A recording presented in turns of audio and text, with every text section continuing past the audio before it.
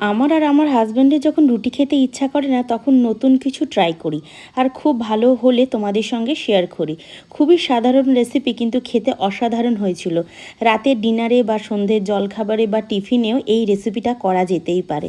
প্রথমে 3 রকম আমি ক্যাপসিকাম নিয়ে নিয়েছি। তোমাদের সামনে যদি সবুজ ক্যাপসিকাম থাকে সেটা দিয়ে কিন্তু এই রেসিপিটা তৈরি করতে পারো। 3 রকমের ক্যাপসিকাম, পেঁয়াজ, chilli flakes, oregano, corn, chaat masala দিয়ে পুরটা তৈরি করে নিলাম।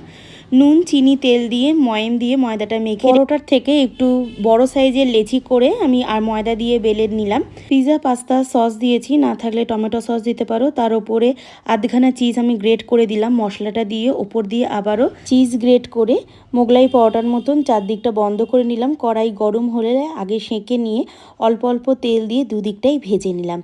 হাজব্যান্ড আর এবং আমার জন্যে কিছু নতুন ধরনের ডিনার রেসিপি আজকে ট্রাই করলাম, খুব ভালো হয়েছিল। তোমাদের কেমন লাগলো জানি।